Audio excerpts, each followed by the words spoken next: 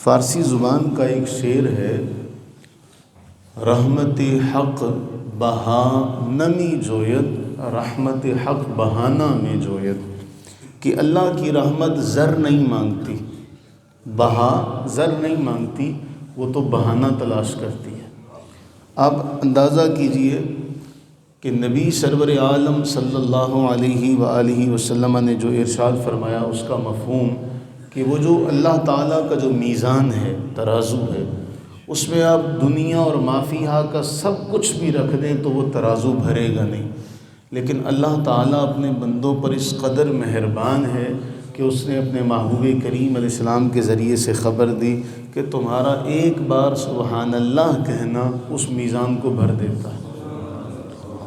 جو دنیا اور ما فیہا سے نہ بھرے وہ تمہارے ایک سبحان اللہ کہنے سے بھرتا ہے، تملأ المیزان۔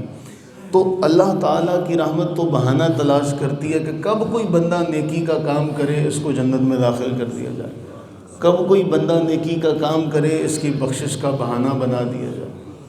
تو حدیث ہے آج کی مسند احمد بن حنبل کی 8039 نمبر۔ حضرت سیدنا ابو ہریرہ رضی اللہ تعالیٰ عنہ بیان فرماتے ہیں کہ نبی سرور عالم صلی اللہ علیہ وآلہ وسلم نے ارشاد فرمایا، کانت شجرۃ تؤذی اہل الطریق۔ ایک روایت میں شاخ کا ذکر ہے اور ایک روایت میں درخت کا ذکر ہے۔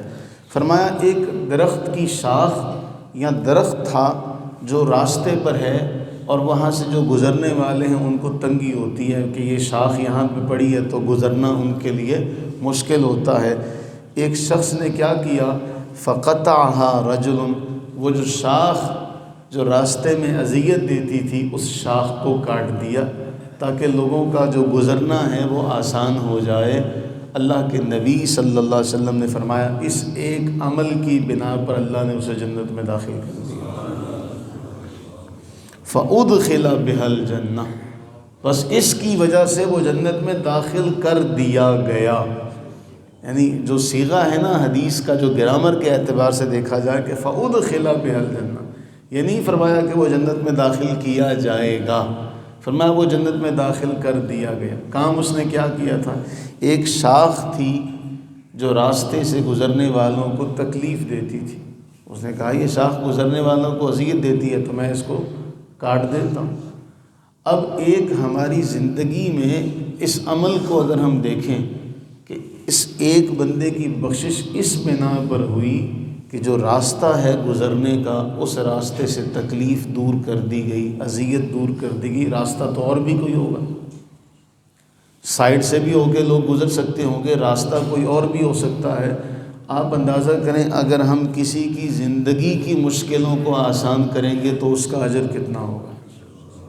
ہم نے اس سے پہلے بھی یہ روایت ایک بار پڑھی تھی، اس میں بھی میں نے یہی عرض کیا تھا کہ اگر ظاہری طور پہ آپ کسی کی تکلیف دور کرتے ہیں، اذیت کو دور کرتے ہیں تو اللہ کے نبی علیہ السلام نے جنت میں داخلے کی بشارت دی۔ تو اگر کوئی ہماری آئلی زندگی کے اعتبار سے، معاشرتی زندگی کے اعتبار سے اگر ہماری کوئی مشکلوں کو دور کرے گا تو اس کا کوئی اجر اندازہ لگائے کتنا ہوگا۔ اسی لیے اللہ کے نبی صلی اللہ علیہ وسلم نے ایک روایت ہم نے پڑھی ہے کئی بار کہ جو کسی کی مشکلوں کو آسان کرے گا اللہ تعالیٰ اس کی قیامت کی مشکلوں کو آسان کر دے گا۔ تو ہم تو دنیا میں کر سکتے ہیں نا کسی کے ساتھ۔ اب اس کا الٹ بھی انداز ذہن میں رکھیے گا کہ اگر کسی نے کسی مسلمان کے راستے میں اذیت والی شے رکھی، اگر کسی نے کسی مسلمان کی زندگی میں کوئی اذیت والا معاملہ کیا تو پھر اس کا بھی نتیجہ وہ خود سوچ لے کہ کیا ہوگا۔ اگر راحت دینے کا نتیجہ یہ ہے تو اذیت دینے کا نتیجہ پھر کیا ہوگا، اللہ تعالیٰ اسے معاف نہیں فرمائے گا۔ اللہ سے دعا کریں کہ اللہ تعالیٰ ہمیں آسانیاں بانٹنے کی توفیق عطا فرمائے۔ وہ بابا جی اشفاق احمد، اللہ تعالیٰ ان کی قبر پر کروڑہ رحمت نازل فرمائے، وہ ایک جملہ آخر میں کہا کرتے تھے، اللہ ہمیں آسانیاں بانٹنے کی توفیق عطا فرمائے، اللہ ہمیں ایک دوسرے کی زندگیوں میں آسانیاں لانے کی توفیق عطا فرمائے، آمین ثم آمین۔